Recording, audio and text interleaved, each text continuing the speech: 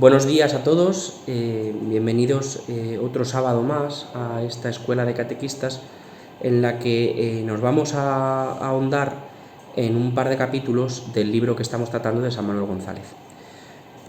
Lo haremos un poco a uña de caballo, así rápidamente, porque nos queda mucho temario por delante y aquí vamos muy lentos, os pido perdón antes de empezar.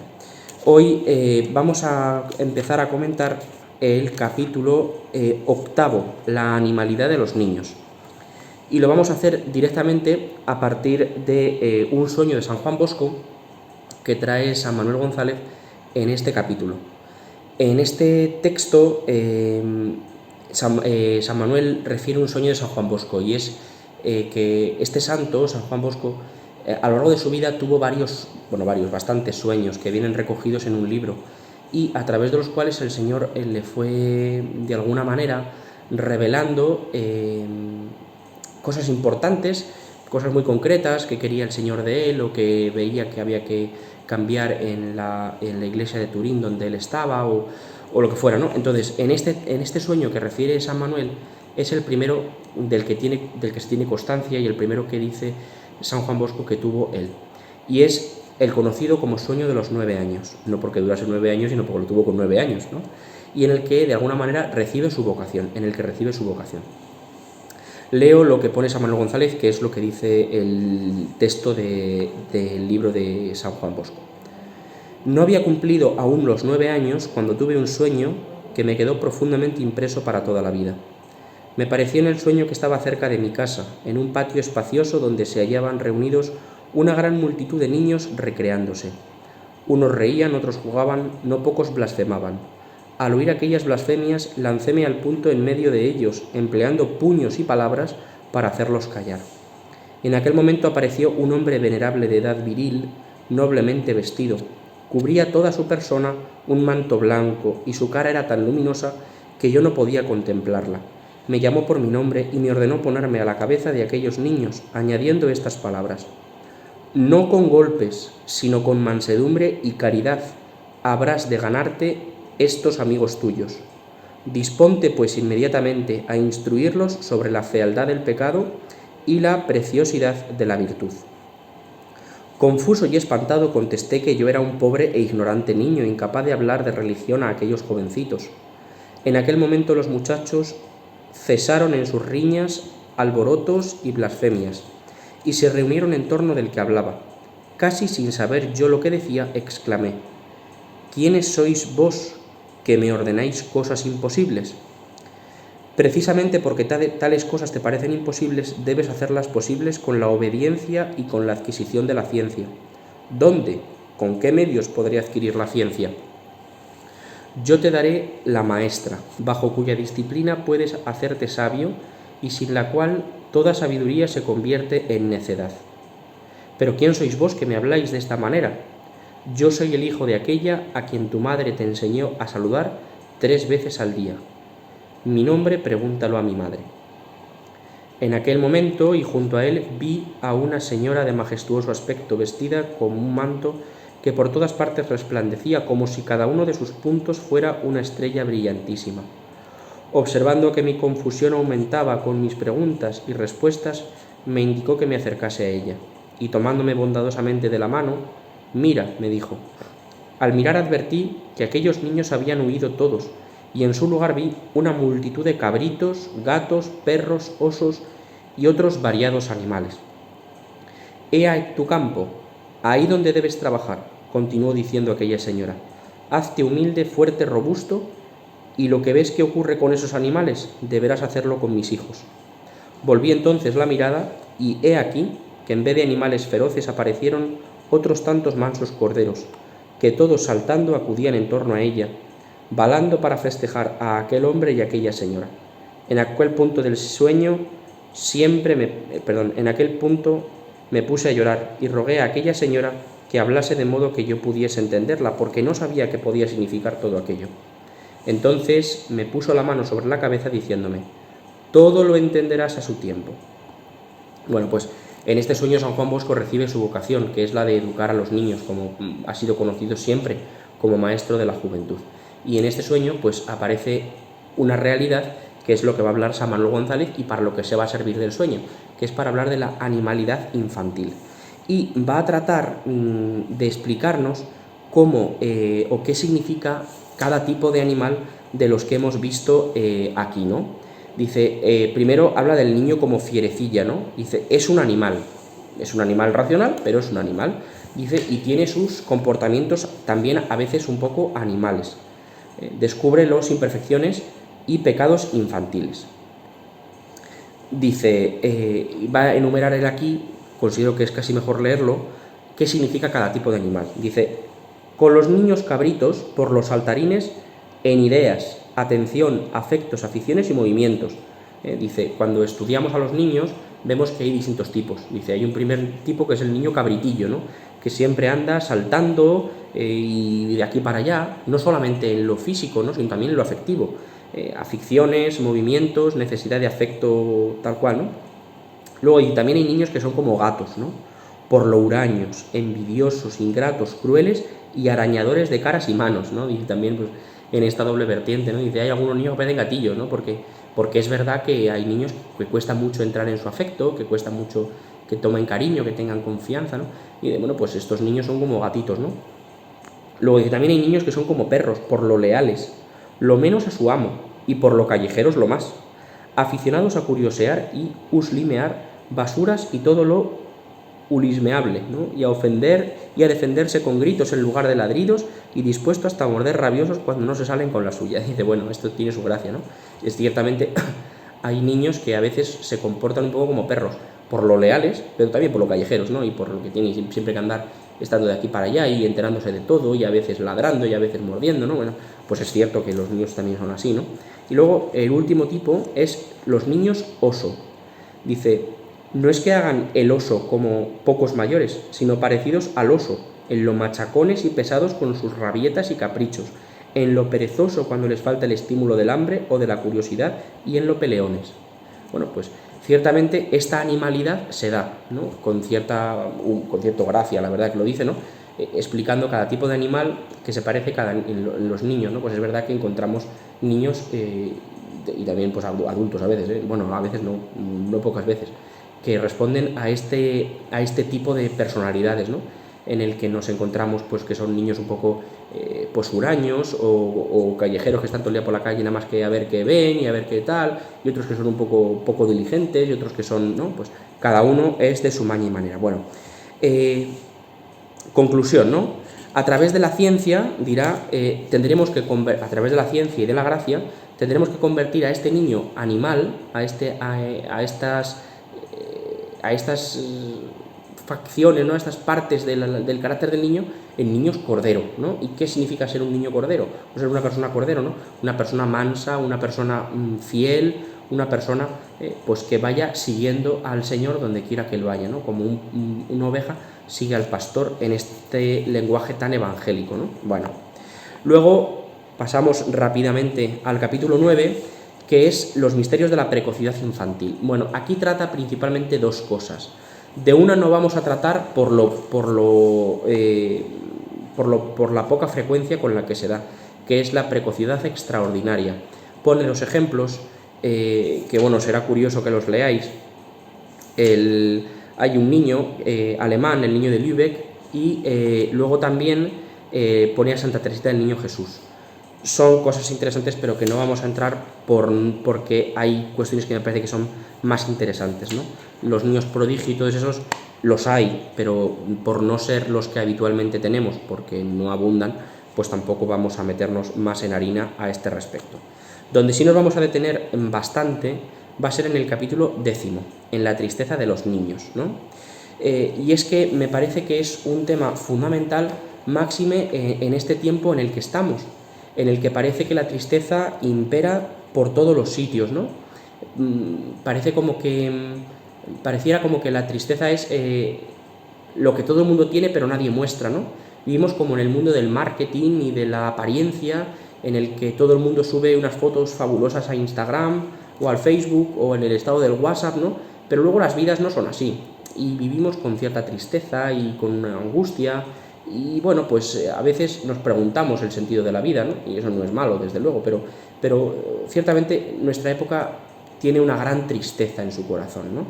Y San Manuel en este capítulo va a hacer un estudio, aunque él diga que no, creo, profundo de la tristeza, de sus causas, de sus consecuencias y también de sus tratamientos. Es decir, qué hay que hacer cuando uno se encuentra con estas clases de tristeza, ¿no? La tristeza es una sombra de toda la persona, tenga la edad que tenga. No podemos pensar que por el hecho de que sean niños pequeños no tengan tristeza, ¿no? Bueno, pues la tristeza nos toca a todos y todos tenemos tristezas y todos tenemos dificultades, ¿no? Los niños también, y hay que saber cómo enfrentarse a ella, ¿no? Uno no puede decir, tú como eres pequeño no tienes problema, ¿no? Cuando seas mayor ya te enterarás de lo que es un problema de verdad. Hombre, pues eso tampoco es justo, ¿no? Ni para ellos ni para nosotros, porque un problema, a fin de cuentas, es un problema, ¿eh? Sea pequeño o sea grande. La tristeza es, a fin de cuentas, un movimiento de desagrado, ¿no? Ante la existencia de un mal, sea pequeño o sea muy grande, ¿no? Oye, a mí, cuando a veces, no sé si lo hemos comentado alguna vez aquí, ¿no? Pero cuando alguna vez siempre dices que tienes un dolor o que tienes una cosa, siempre hay algún alma cándida que te dice, hombre, hay gente que sufre más. Bueno, y menos también, ¿no? Es decir, eso a mí tampoco me parece que sea una justificación de ningún tipo, ni ningún consuelo, ¿no? Es decir, siempre hay gente que tiene más de todo y menos de todo. Tampoco me parece que me deba yo consolar porque haya gente que sufra más o porque haya gente que sufra menos, ¿no? Es decir, porque a fin de cuentas mi dolor es mío y para mí es absoluto. Es decir, no hay más. Es decir, cuando a mí me duele la cabeza o me duele una muela, ciertamente hay personas en los hospitales que rabian de dolor infinitamente mayores que el mío, pero al que me duele a mí es el mío y por tanto el que sufro yo es el que tengo, sea pequeño o grande, ¿no? Por tanto, no hay que despreciar ni minusvalorar nunca el sufrimiento de otros. Ciertamente hay personas que sufren más, ciertamente. Gracias a Dios, porque eso significa pues, que no estamos en lo peor, ¿no? Es decir, ciertamente hay situaciones más sangrantes siempre, y situaciones más vulnerables siempre, y siempre hay algo peor, siempre. Pero eso no es óbice para que yo sienta mi dolor, mi tristeza, mi angustia, mi desconsuelo, lo que sea que sienta, ¿no? Entonces es muy importante, yo creo, no despreciar el dolor ni la tristeza de nadie, aunque sean problemas del primer mundo. Ya está, es decir, pues es verdad que a veces nos llevan un poco los demonios, ¿no? Porque, hijo, pero si es que estás sufriendo porque no te funciona la tablet, pero si es que hay gente que no tiene, hay gente que está sufriendo porque no tiene agua potable que beber, efectivamente, pero lo que a él le duele ahora mismo es eso, entonces tampoco es cuestión de despreciarlo, ¿no? Porque es importante que un niño o una persona adulta se sienta querido y acogido en su sufrimiento actual. Es decir, no podemos despreciar nada. Bueno, todo este prólogo para decir esto, ¿no? Simplemente que no se debe despreciar ninguna clase de tristeza, ni mucho porque sean pequeños, ni porque sean mayores, ni porque sean bebés, ni porque sean viejos, ni porque sean... No. Toda la tristeza es atendible y entendible. Es decir, porque la tristeza a fin de cuentas brota de una herida, ¿no? Y las heridas son entendibles. Que a veces a ti te parezca que esa herida no es entendible porque tú no la tengas, pues sí, a mí tampoco entiendo que la gente tenga que salir a fumar continuamente porque yo no tengo esa necesidad, pero que yo no tenga esa necesidad no significa que no entienda que haya personas que sí la tengan, por poner un ejemplo, ¿no? Es decir, bueno, pues uno tiene que entender y acoger la realidad de la persona tal y como es, ¿no? Y en la tristeza es muy importante esto, no entrar a juzgar sobre la validez o nulidad de la tristeza de una persona. No se le puede decir a una persona, mira chico, no te pongas triste por eso porque es una tontería. Bueno, puede que sea una tontería, realmente seguramente sea una tontería, pero para esa persona es importante, porque le ha hecho sufrir, porque lo que sea. Visto esto, San Manuel aquí empieza a hacer una sistemática de la tristeza, y me parece que es muy lúcida, ¿no? Él dice, esto va a ser como un esquema grande, ¿vale? Vamos a tener que hacer un esfuerzo por entrar en este esquema.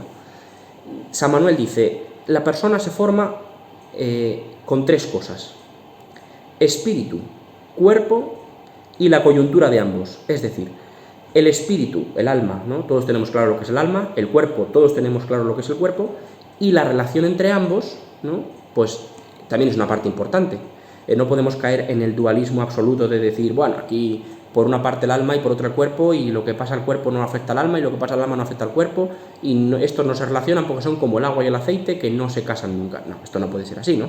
Entonces, hay unos males que afectan al cuerpo, como son los físicos, el hambre, el dolor, pues la enfermedad, lo que sea, ¿no? Luego hay males que afectan al alma, el error, el odio, la ingratitud, el pecado, ¿no? Y luego hay males mixtos, ¿no? Bueno, mixtos, que de la confluencia entre alma y cuerpo, que son, por ejemplo, los desórdenes de las pasiones. Es decir, que luego entraremos, no vamos a adentrarnos, ¿no? Por tanto, los tipos de tristeza entrarán en relación directa con estas tres partes de la persona humana. Habrá tristezas que afecten solamente al cuerpo, que San Manuel las va a llamar patológicas. Habrá tristezas que afecten solamente al alma, que San Manuel las va a llamar espirituales. Y habrá tristezas que afecten a las pasiones, que son la relación del alma y el cuerpo, que serán las tristezas pasionales. Bueno, ¿la tristeza cuándo aparece? Pues aparece por dos motivos, dice San Manuel, con su sentido. Esto va a ser un poco así a grosso modo, luego va a afilar mucho más. Él dice, la tristeza aparece bien como protesta de un mal involuntario. Yo recibo un mal y esto me produce una tristeza. Luego entraremos en la descripción de cada una de estas cosas, ¿no? Y luego hay otras que son tristezas expiatorias. Y aquí preguntaréis, ¿cómo puede ser una tristeza expiatoria? Pues sí, cuando algo es voluntario y algo me hace mal, esa tristeza que me produce es expiatoria. Y esto lo tenemos fosilizado en un refrán castellano que dice, en el pecado lleva la penitencia. Esto seguro que lo habéis escuchado alguna vez. Bueno, pues esto es así, ¿no? Es decir, en el pecado ya lleva la penitencia. Es decir, cuando uno comete un pecado, cuando uno comete un desorden o lo que sea, eso produce una tristeza. Pues esa tristeza es expiatoria. Expiar algo significa redimirlo, quitarle la pena merecida por el hecho delictivo o lo que sea, ¿no? Es decir, por el hecho pecaminoso, delictivo, delito en sentido muy amplio, ¿no? No en sentido tipificado del Código Penal. Bueno, por tanto, ya tenemos a grandes rasgos lo que es la tristeza, ¿no? Es un movimiento, un estado ante la existencia de un mal que produce un desagrado. ¿Es un estado de qué? Pues del alma, del cuerpo o de la unión de ambos. No solamente se puede decir es un estado del alma. La tristeza es un estado del alma, repercute al alma siempre, pero también repercute al cuerpo, porque cuando uno está triste no tiene ganas de comer, o está ojeroso, o está cabizbajo. Es decir, la tristeza es un elemento complejo porque es atinente no solamente a una realidad espiritual de la persona, sino que también afecta a realidades físicas. Entonces, vamos a empezar estudiando lo que San Manuel dice sobre la tristeza patológica, que es aquella que toca a la realidad física, a la realidad del cuerpo. ¿Recordáis, no?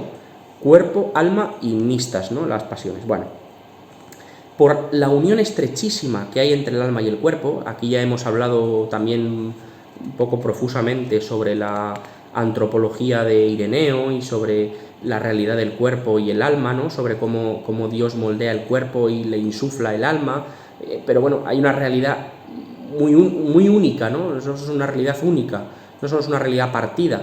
A veces se ha explicado, yo creo que un poco mal, por motivos razonables, se ha explicado un poco mal, o creo yo que ha estado mal, ¿no? Una división extremadamente marcada del alma y el cuerpo, ¿no? Como si el alma fuera lo bueno y el cuerpo fuera lo malo, ¿no? Ya explicamos con San Ireneo y con los padres de la Iglesia que esto no podía ser así, es decir, que el cuerpo es la realidad a través de la cual Dios se nos entrega en la comunión, en el bautismo, en las funciones de los sacramentos, en todas estas cosas, ¿no? Entonces, a través de esta realidad corpórea, nosotros también tenemos acceso a lo espiritual, pero al revés también, es decir, hay una conexión entre ambos, ¿no? Hay una conexión entre lo espiritual y lo corporal. Bueno, visto lo cual, hay realmente una relación que causa efectos mutuos, ¿no? Por tanto, hay elementos del cuerpo que producen tristeza en el alma, lo que hemos dicho antes, ¿no? Pues tampoco mayor abundamiento. Sí que aclarar una cuestión terminológica que utiliza San Manuel, si lo habéis leído o lo vais a leer en los próximos días, que yo os recomiendo que lo leáis. Claro, pues a fin de cuentas esto es una introducción al texto, ¿no? Y lo que yo digo es para que cuando lo leáis saquéis más jugo de lo que leéis, ¿no? No para que yo os evite, o sea, esto no es el rincón del vago en el que yo os evito la lectura del texto, sino que yo os ayudo a profundizar más en el texto, ¿no? Os doy alguna clave que a mí me parece interesante con la que vosotros podéis introduciros mejor en el texto, ¿no? Entonces, hay una cuestión terminológica que el autor utiliza, que es de su época, bueno, que son cuestiones psiquiátricas. Él habla de neurastemia, de psicostenia y del histerismo, de todas estas cosas, ¿no? Bueno, todo esto son afecciones psiquiátricas que tienen algo en común y por eso él las trata aquí, ¿vale? Tienen algo en común. Todo esto son afecciones de la psiquiatría que afectan o tienen elementos comunes como son la abulia, es decir, que no tenga yo apetito de hacer nada, ¿no? La tristeza crónica, son la inestabilidad emocional, ¿no? Son elementos de alguna manera que tienen en común estos trastornos psiquiátricos que me producen lo que él va a entender como tristeza, ¿no? Bueno, y aquí hay una cosa muy importante. Estos trastornos no tienen causa moral, ¿vale? Es decir, por ejemplo, aquí podríamos hablar también de la depresión o del trastorno obsesivo. Bueno, el trastorno obsesivo compulsivo lo haremos después cuando hablemos de los trastornos espirituales, pero bueno, podría también englobarse aquí porque es un mal físico, ¿no? Es decir, hay trastornos que son sin causa moral, pero con efectos morales.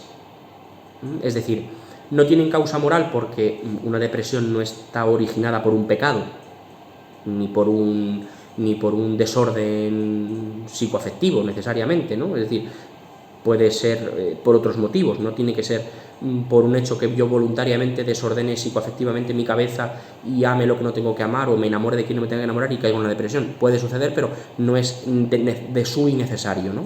Es decir, no tiene causa moral necesaria, pero sí que tiene efectos morales.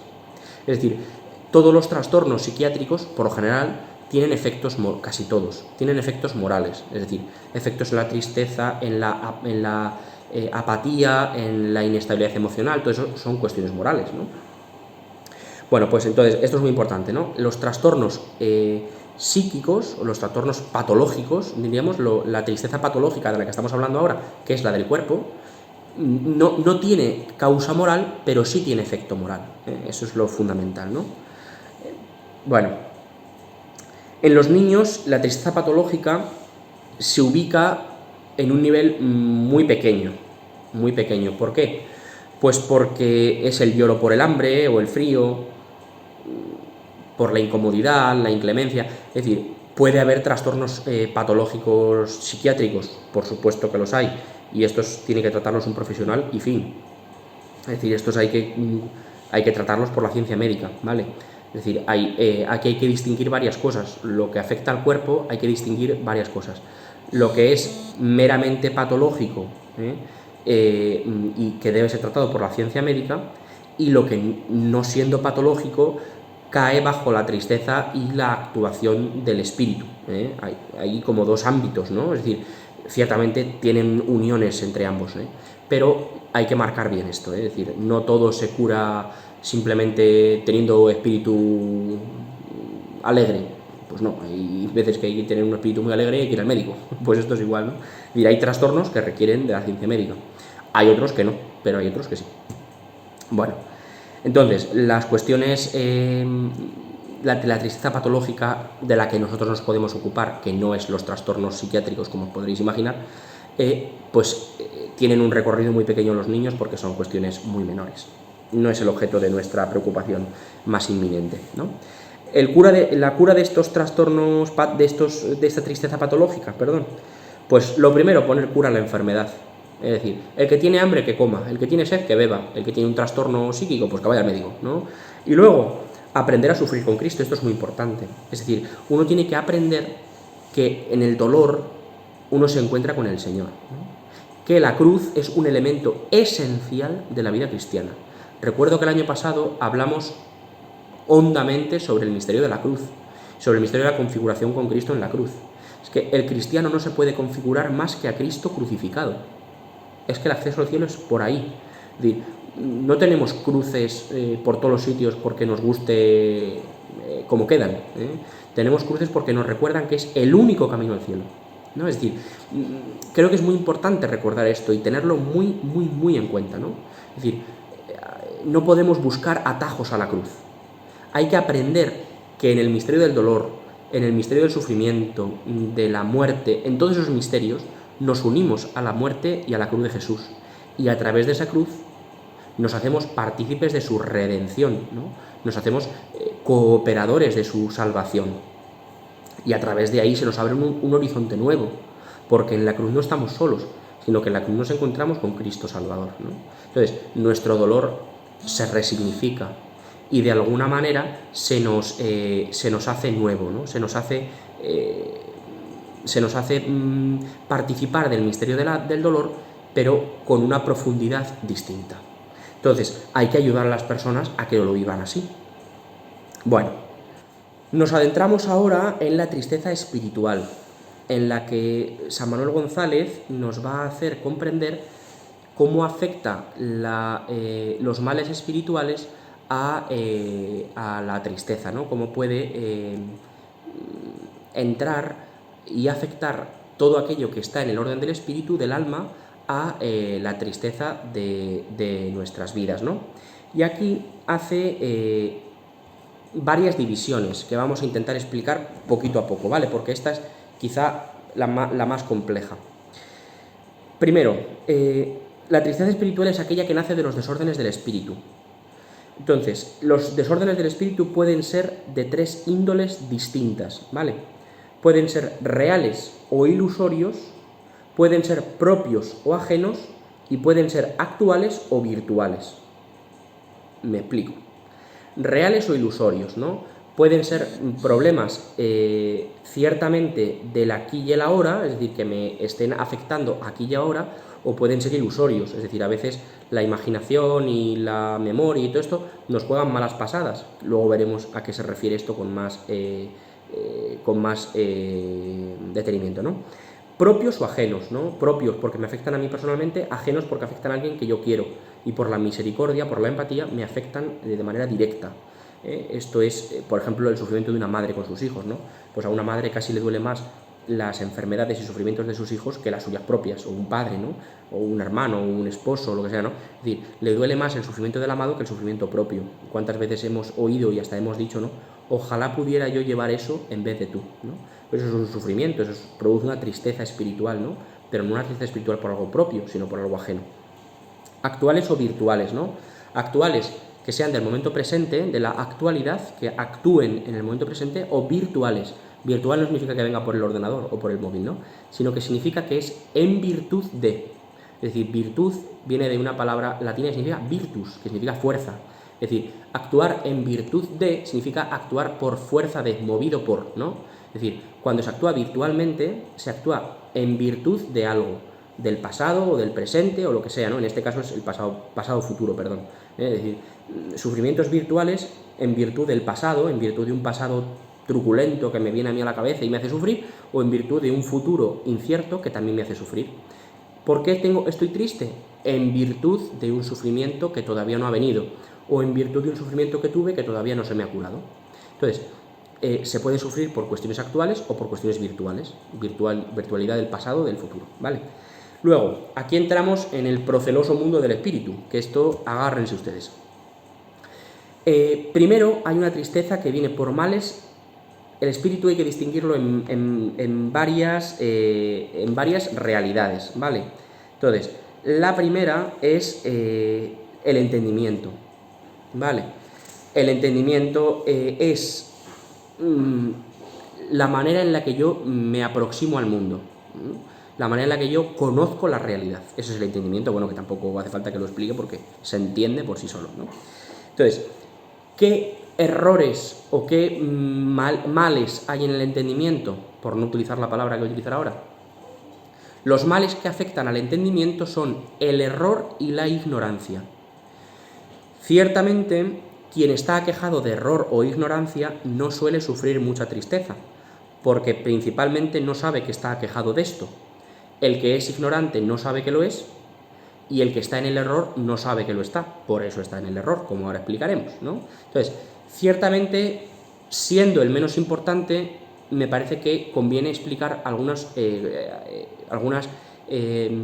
cosas dentro de este capítulo, diríamos, ¿no? Dentro de esta rayita del esquema que estamos haciendo, ¿vale?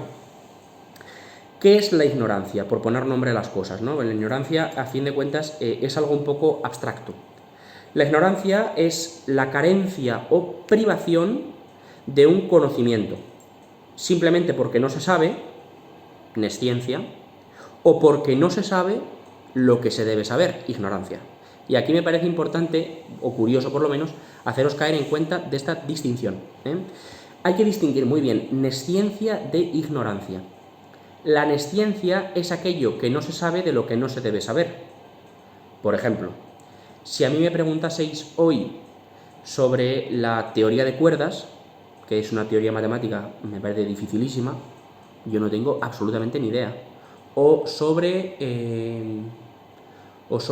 cómo funciona un reactor nuclear, no tengo absolutamente ni idea. No podría explicaros nada, más allá de saber que hay unas torres muy grandes que salen humo. No os podría explicar nada más que eso, ¿no? Eso no es ignorancia, es nesciencia. Yo no conozco algo de lo que no tengo obligación de conocer, porque yo no he estudiado, ni he estudiado ciencias exactas, ni he estudiado ingeniería nuclear o lo que se estudia allí, ¿no? Es decir, yo no he estudiado eso, entonces yo no tengo por qué saber cómo funciona eso, ni tengo por qué saber cómo funciona la Estación Espacial Internacional. Pues mira, no lo sé, yo sé que está ahí, punto, pero no sé más, ¿no? Yo soy nesciente, ¿vale? Hay otra palabra que es la ignorancia.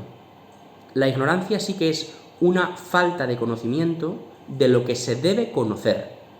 Si vosotros me preguntaseis a mí algo atinente a la fe católica y yo no lo supiera, que puede ser facilísimo que no lo sepa, me diríais, eres ignorante respecto de esto. Efectivamente, porque yo tengo la obligación, ¿no?, de conocer por lo menos lo que predico. No se trata de simplemente hablar, sino de hablar con razón, ¿no? Bien, dentro de la ignorancia hay tipos, ¿vale? Dentro de la ignorancia hay tipos de ignorancia. Hay ignorancias invencibles, es decir, yo hay cosas que debería saber pero no sé porque no me las han contado. Hay ignorancias vencibles, si yo pusiera un poquito de interés, las sabría.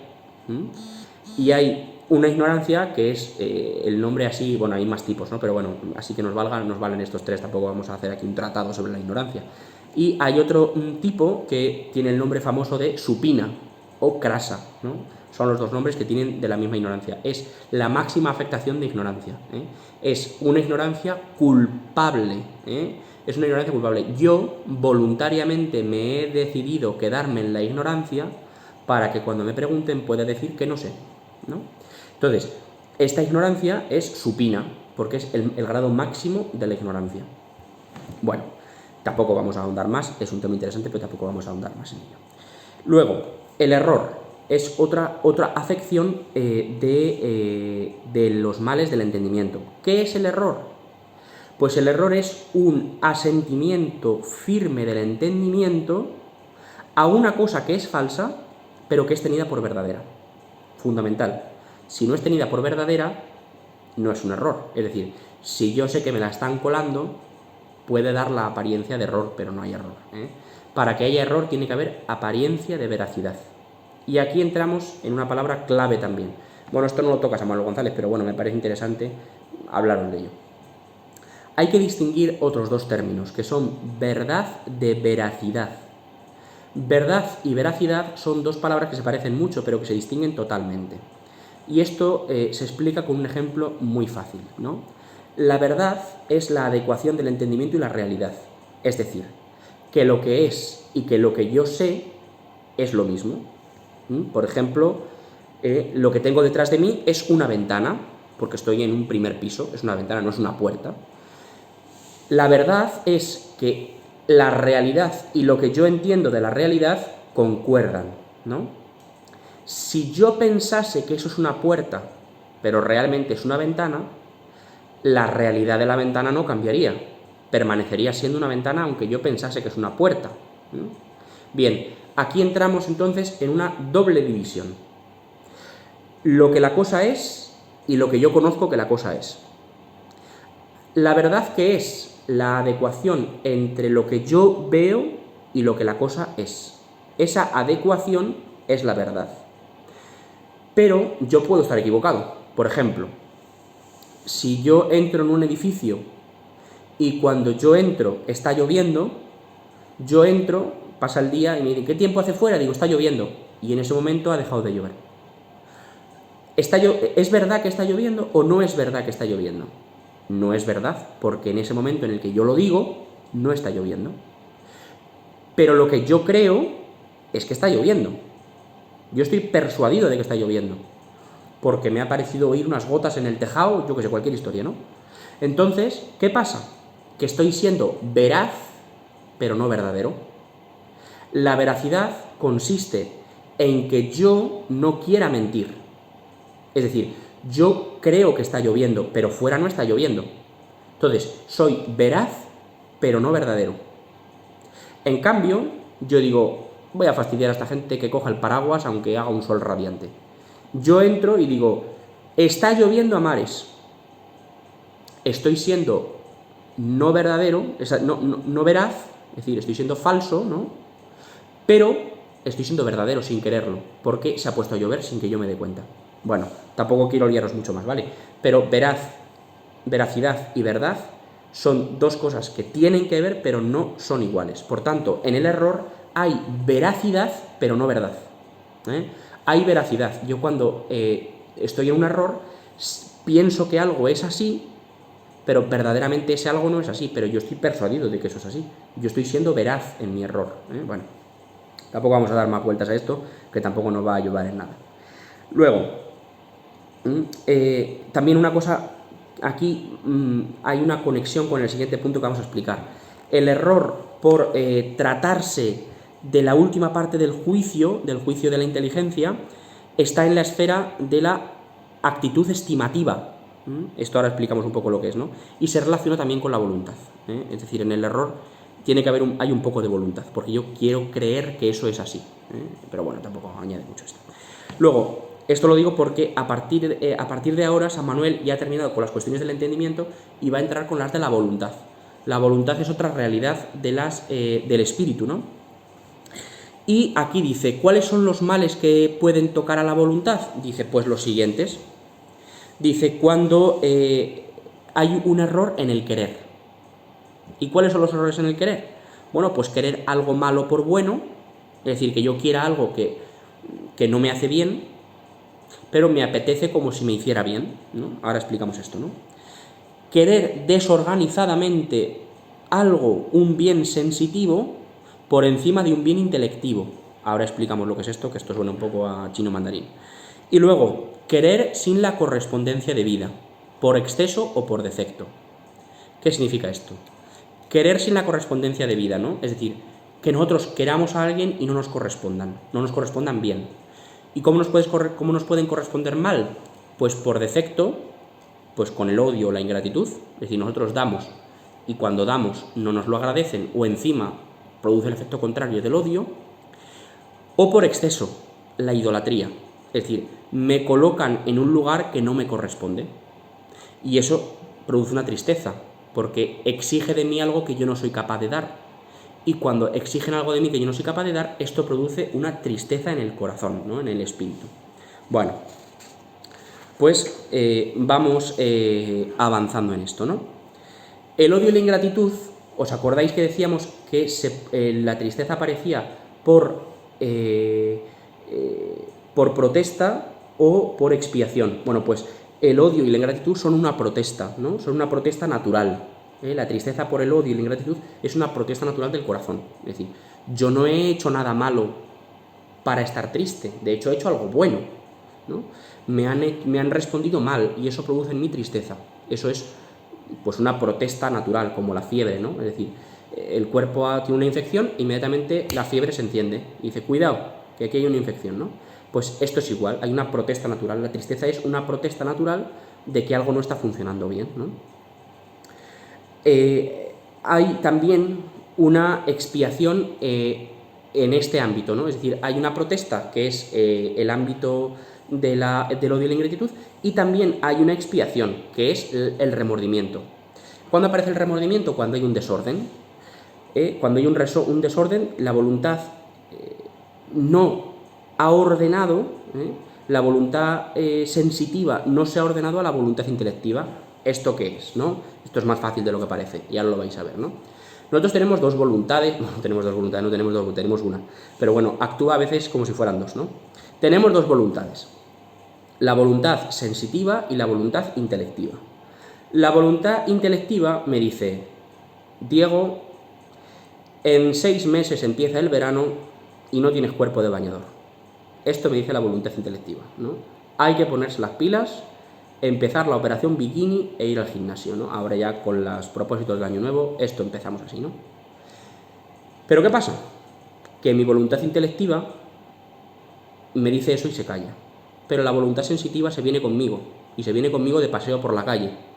Y de repente mi voluntad sensitiva encuentra una pastelería antes que yo. Dice, me cago en la mar, qué buena pinta tienen esas bambas de nata. Mi voluntad intelectiva me había dicho, operación bikini. Mi voluntad sensitiva ha dicho, pero qué buena pinta tiene eso. ¿Quién gana aquí? Esta es la cuestión. Si gana la voluntad intelectiva, es decir, si gana la operación bikini a la bamba de nata, entonces hay una ordenación, se ordena lo sensitivo a lo intelectivo. Entonces, esto funciona estupendamente, porque cuando soy capaz de pasar de largo de la pastelería, digo, jope, es que soy un hombre honrado, honesto, tengo fuerza de voluntad. Pero esto no siempre es así. Cuando la voluntad sensitiva vence y tumba a la operación bikini, la bamba de nata se come la operación bikini, ¿qué pasa? Que cuando ya he saciado mi voluntad sensitiva, aparece el remordimiento.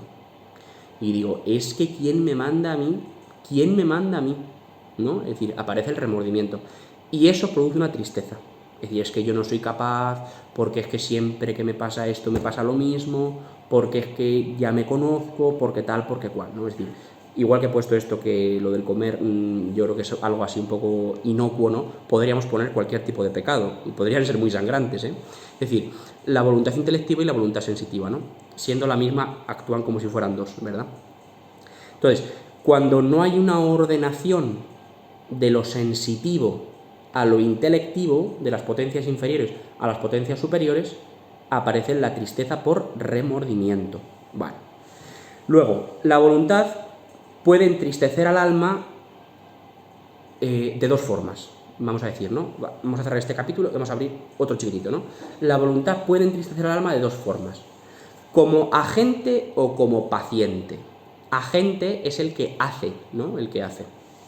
Es decir, un querer desordenado. Y como paciente, el que recibe, ¿no? Y esto es recibiendo ingratitud u odio, ¿no? Es decir, no recibiendo, o también idolatría. No recibiendo bien lo que hemos entregado como bueno, ¿vale? Entonces ya, la voluntad está terminada, ¿no? No sé si me estoy explicando, ¿no? Porque es verdad que a veces son conceptos un poco complicadillos, pero bueno. La voluntad, uno se puede entristecer por la voluntad por estas dos cuestiones, ¿vale? Bueno, cerramos la cuestión de la voluntad. Abrimos otro palito del esquema, que es los males que afectan a la memoria y a la imaginación. Esto tiene que ver con lo anterior relativamente, pero San Manuel lo trata fuera de este tema porque va a tratar una afección del alma, que son los escrúpulos. A mí no me parece que sea para separarlo de lo anterior, pero San Manuel González lo ha decidido separar, no sé si con buen criterio sistemático, sí con buen criterio de explicación, pero no creo que con buen criterio sistemático, porque la memoria y la imaginación son potencias del alma, y hemos explicado los desórdenes de las potencias en la cuestión de la voluntad. Entonces, abrir ahora memoria e imaginación, yo no creo que sistemáticamente aporte mucho. Puede que me equivoque porque yo no soy especialista en este tema y puede que yo esté diciendo una auténtica barbaridad. Si es así, que me corrijan y en el próximo vídeo haré una fe de ratas. Entonces, los problemas de la memoria y de la imaginación son exactamente los mismos que los de la voluntad. Es decir, que no se subordinan a la razón. Igual que había una voluntad sensitiva y una voluntad intelectiva, aquí, bueno, eso lo hemos dicho para entendernos, ¿no? Aquí hay una razón que domina y unas potencias del alma que deben ser dominadas por la razón, porque si no, la imaginación se convierte, y esto lo decía Santa Teresa con mucha gracia, en la loca de la casa. Es decir, si la razón no es capaz de dominar, de organizar, de razonabilizar las potencias del alma, estas se descabalan y van cada una por un lado y tenemos una locura de vida de Padre y Señor mío, ¿no? Entonces, la voluntad, el entendimiento y la conciencia son las facultades superiores del alma, es decir, las que nos ayudan a organizar todo lo demás, ¿no? ¿Y cuáles son las facultades inferiores del alma? La memoria, la imaginación, la sensibilidad, el temperamento, bueno, y hay más, ¿no? Es decir, son cosas que son buenas, pero son buenas si están bien dominadas, ¿no? Esto es como las especias. ¿Las especias son buenas para cocinar? Pues hombre, depende.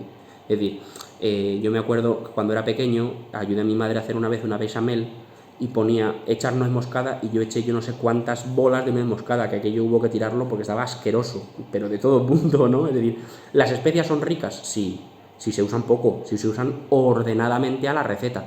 Si las especias de repente cogen el protagonismo, pues hombre, no sé si habéis visto en YouTube esta gente que se toma una cucharada de canela. Bueno, pues es que yo creo que algunos han tenido hasta que ingresarle. Es decir, la canela está rica, en el arroz con leche sí, claro, pero así a cucharadas pues a lo mejor no.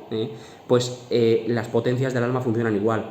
Es decir, son como las especias del alma, ¿no? Es decir, el temperamento es bueno, es buenísimo, la sensibilidad es buena, es buenísima, la memoria es buena, buenísima, la imaginación buenísima, pero claro, en su debido orden y con su concierto. Si solamente somos memoria, si solamente somos imaginación, si solamente somos temperamento, pues somos intratables, ¿no? Entonces, la memoria y la imaginación, San Manuel González trata aquí de una cosa que yo creo que él no la dice tal cual, textual, pero trata de los escrúpulos de conciencia, ¿no? O sea, toda la descripción que hace son escrúpulos de conciencia. Cuando la memoria y la voluntad se sublevan contra la misericordia de Dios, ¿no? Que es la memoria del hijo pródigo y tal, bueno, lo trata él ahí, ya lo podéis ver, ¿no? Entonces, dice él no solamente trata de los escrúpulos de conciencia, sino también de otras enfermedades, ¿no? Que son también enfermedades a veces psiquiátricas, ¿no? Bueno, puede ser, yo que sé, pues una persona que siempre cree que está enferma y que todos los males le pasan a él y que tiene síndrome persecutorio, es decir, la imaginación y la memoria se le dan la vuelta, ¿eh? Entonces, sienten síntomas de enfermedades que no tienen, caer en escrúpulos de conciencia, sentir persecución maliciosa por otros y ser objetos de consideraciones injustas, vivir en el sobresalto por el castigo de Dios y por la mala suerte. Bueno, todo esto creo que lo que a nosotros nos puede servir, porque aquí hay también afecciones psiquiátricas que no nos interesan tanto, son los escrúpulos de conciencia. En los niños no se dan, yo no sé si alguna vez se dan, pero creo que no. Yo por lo menos no conozco ningún caso de escrúpulo de conciencia en un niño. Podría darse, pero creo que no se da, por lo tanto tampoco le vamos a prestar una atención muy grande. La tristeza espiritual en los niños, ¿cuándo se desarrolla o cuándo se empieza a desarrollar? Pues en torno a la edad de la discreción. La edad de la discreción es en torno a los 7 años, cuando el niño empieza a discernir el bien del mal. Antes también se da, y aquí hay una cierta precocidad en algunos niños. Pero la presunción del derecho, una presunción en derecho es algo que se tiene por cierto sin necesidad de ser probado, ¿no? La presunción del derecho que aquí se aplica es que a los 7 años se alcanza la edad de la discreción. Hasta los 7 años un niño, la imputabilidad de un acto no se le... O sea, la imputabilidad de un acto es que un niño sea consciente y se pueda decir que ese acto es humano suyo, no se hace hasta los 7 años, ¿vale? Es decir, no se puede decir que un niño sea absolutamente consciente, bueno, a veces esta gente de 40 tampoco lo es, pero bueno, no se puede decir que un niño sea absolutamente consciente del bien, del mal, de las singularidades de lo que está haciendo y de las consecuencias de lo que se derivan de lo que ha hecho, hasta más o menos los 7 años, que ya el niño tiene una edad de discreción, tiene discrecionalidad de juicio que le permite a él comprender en el momento presente, en la realidad concreta, la realidad intelectiva, Es decir, un niño sabe que si dispara una pistola mata a alguien, hasta eso, que una pistola mata lo sabe, que una persona se puede morir lo sabe, pero que si yo disparo esa persona se puede morir a consecuencia de mi disparo, eso es un juicio complejo y eso hay que aprender a hacerlo, ¿no? Diréis, hombre, pero los niños más pequeños lo saben. Sí, pero hasta los 7 años no se presupone ese conocimiento. Bueno, Esto podríamos discutirlo si queréis, pero tampoco nos va a llevar a más, ¿vale? La presunción es que a partir de los 7 años. Entonces habrá niños que con menos años, como el niño de Lübeck, ese que citaba antes, Santa Teresita del Niño Jesús, que son los del capítulo que nos hemos saltado, porque tampoco la precocidad me parece que sea una cosa que abunde mucho ahora, la precocidad espiritual no me parece que abunde. Entonces, puede darse. ¿Que un niño puede tener conciencia de pecado con 5 años? Puede que los haya. ¿Que no es lo más común? Pues también es verdad. Entonces, la tristeza espiritual aparece cuando aparece la conciencia de pecado, y esto es en torno a los 7 años. La presunción es a partir de los 7 años, pero es en torno, ¿vale? Entonces aparece el remordimiento, aparece la ingratitud, aparece también algún odio, aparece algún rencorcillo, aparecen peleas, ¿no? Pero no son peleas de niños, sino que ya empiezan a ser peleas de mayor, ¿no? Pelea de niños es una pelea que me quitas el juguete, te pego un trastazo y luego te doy un beso y se nos ha pasado todo. Ahí no hay maldad ninguna, hay, bueno, pues sentimientos encontrados, diríamos, ¿no? Pero no hay maldad. La maldad empieza cuando hay rencores, cuando hay odios, cuando hay discusiones que se empiezan a alargar en el tiempo, ¿no? Y cuando pedir perdón nos cuesta, es cuando empieza a haber tristeza espiritual, ¿vale? Porque ahí empieza la edad de la discreción, cuando empieza el pecado realmente. Entonces, remedios para la tristeza espiritual en el niño, y también para el adulto, la verdad que aquí vale para todo, ¿no? Es decir, contra la tristeza del error o ignorancia, es decir, contra la tristeza espiritual primera que hemos visto, bueno, pues contra el error y la ignorancia buscar la verdad. Uno se puede poner triste, bueno, pues porque ha vivido en el error mucho tiempo, pues porque no sabe muchas cosas, bueno, pues ya está, ponte las pilas y estudia, fin. Contra el mal de la voluntad, bueno, pues una buena confesión sincera y con arrepentimiento, ¿no? Es decir, aquí dice San Manuel González un texto muy chulo, pero que no voy a leer porque nos falta tiempo, bueno, pero que nos dice, no hay pecados graves, o sea, lo que tienes que ponerte es las pilas en la confesión y en el amor de Dios, y ya está, y no pasa nada, ¿no? Luego, contra los malos recuerdos, es decir, contra los males que se derivan de la memoria y de la imaginación, contra los escrúpulos, pues dice, oye, pues un buen director espiritual y amor y caridad, ¿no? Las ofensas contra Dios o contra el prójimo, bueno, pues aprender a tratar al prójimo y aprender a tratar a Dios. Un director espiritual hace falta, ya está, que te ayude y que te diga, mira, esto no le prestas atención, pues una tontería, esto es muy importante, céntrate aquí, ya está, ¿no? Y para los niños, pues es importante que el niño esté en bautizado. Esto parece una tontería, pero no lo es. Y porque el bautismo es la puerta de la gracia. En el bautismo empezamos a vivir de la gracia de Jesucristo y por tanto esa gracia nos va vivificando. Por tanto, primero y principal que el niño esté bautizado, claro. Y luego, que viva consciente de esa gracia, es decir, que se dé cuenta de que el niño está inhabitado por el Espíritu Santo, ¿no? Por la Trinidad, que es morada de Dios y que tiene que tener una amistad, ¿no? Ojalá pues que aprendamos y enseñemos que nosotros somos templo del Espíritu Santo, que dentro de nosotros reside Dios y que Dios nos da fuerza para vivir, ¿no? Que nos da capacidad para salir de nuestras tristezas, de nuestros males, ¿no? La confesión regular, y dice la comunión diaria, bueno, ojalá fuera la comunión dominical, ¿no? Es decir, no ya la diaria, sino la dominical, con que solamente fuera eso ya sería mucho. Es decir, porque a veces se nos olvida, ¿no? Que tenemos también que el niño haya dejado la catequesis, que haya terminado la catequesis o lo que sea, no significa que el catequista no tenga todavía, pues, que tener una preocupación por él. Oye, pues llamar, pues preguntar, pues invitar, es decir, cuidar, ¿no? Cuidar, creo que es muy difícil, ¿no? Y aquí pecamos todos, ¿eh? No voy a decir yo que en mi parroquia seamos el modelo, porque no lo somos, pero bueno, que deberíamos hacerlo, ¿no? Luego, despertar la laboriosidad y la sinceridad, ayudar al niño a empezar a encontrar gusto en todas estas cosas, en la laboriosidad, en el trabajo, en el estudio, en la oración, y en la espiritualidad, es decir, que el niño aprenda que pues tiene una relación con Dios, ¿vale? Entramos ya en el último tipo de tristeza, a uña de caballo, y ya corriendo, que ya se nos acaba el tiempo.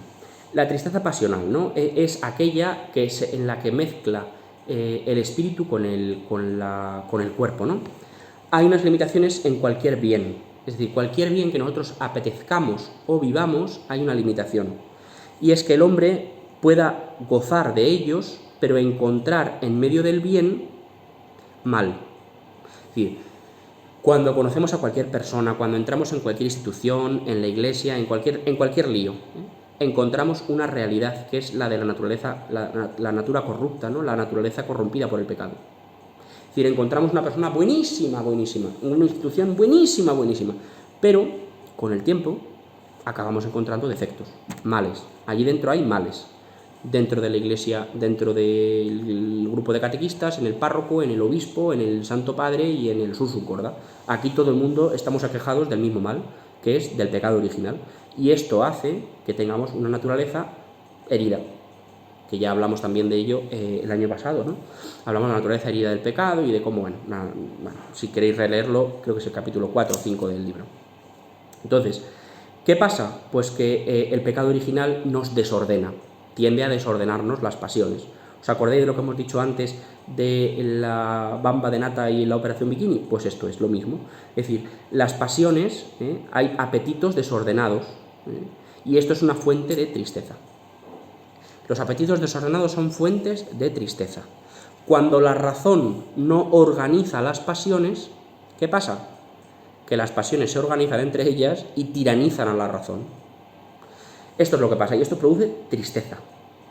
Y de aquí hay una cosa que San Manuel González llama tristeza universal. Es decir, cuando la razón no ordena la pasión, se decreta una dolorosa sentencia, la de la tristeza universal. Cuando tenemos tristeza en todo, muchas veces es porque no vivimos de una manera ordenada nuestra vida de las pasiones y la razón, ¿no? Es decir, vivimos como cuando vivimos desordenadamente, ¿no? Eso produce una tristeza en nuestro corazón. Bueno, ahora lo vamos a leer en San Manuel González, porque esto sí que merece la pena leerlo, aunque vayamos un poco con la lengua fuera. Dice: no señor o señora, habría que decir muchas veces, usted está triste y con tristeza crónica, no por la neurastenia incurable, ni por la ruina irremediable de su casa, ni por la enfermedad pesada que ha sobrevenido, sino de indigestión de orgullo, de empacho de gula, de apolillamiento de pereza, de ociosidad, de hastío de lujuria, del cólera morbo de su ira, de la hipodresía de su avaricia, o modestamente de la inanición de su cobardía. Usted está triste porque ha destronado a su razón y ha entronizado en su lugar a las pasiones. Ya lo ha dicho todo. Es decir, cuando nuestras pasiones nos dominan, producen en nosotros tristeza. Continuamos. Remedios. ¿Quiere usted curarse de su tristeza? Pues podría continuar. Dice: dedíquese en serio y confiando en la gracia de Dios a quebrantar o debilitar el orgullo de su cara despectiva y palabra petulante, con el propósito de una buena cara, con boca cerrada tragando saliva. Su pereza, haciendo personalmente y con un poquito de trabajo algo útil para sus prójimos cada día. Su lujuria, huyendo de todo correr de peligros y ocasiones, o levantándose del cieno con el auxilio de una buena confesión. La ira, sonriendo cada vez que le vengan ganas de gritar o irrumpir.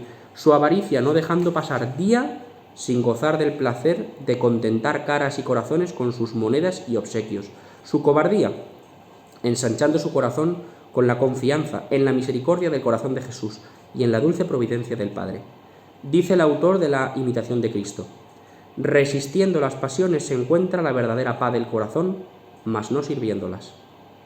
El remedio de los remedios: una oración humilde y confiada, perseverante. Qué lumbres da a la cabeza, qué fuerzas al corazón, qué triunfos tan excelsos al alma racional sobre la bestia humana. Haced la prueba, hermanos tristes. Pues nada, aquí tenemos ya todo lo que nos recomienda San Manuel González. Yo creo que no es poca cosa. Podríamos decir alguna cosilla más, pero ya la dejaremos para el mes que viene, si Dios quiere. Que paséis una feliz Navidad. Os encomiendo a todos y a cada uno, aunque no os ponga cara, pero bueno, el Señor nos pone cara a todos y en el corazón de Jesús estamos todos unidos, para que el Señor esta Navidad nos libre de esta tristeza y nos regale la alegría que solamente Él puede dar. Pues que el niño de Belén, el niño que se ha hecho carne, Dios con nosotros, coja nuestras tristezas y las transforme en alegría. Que el Señor nos regale la alegría que solamente puede dar Él. Pues se lo pedimos en esta Navidad como regalo de Reyes. Que paséis una feliz Navidad y que tengáis un feliz también año 2021. Hasta el mes que viene, si Dios quiere.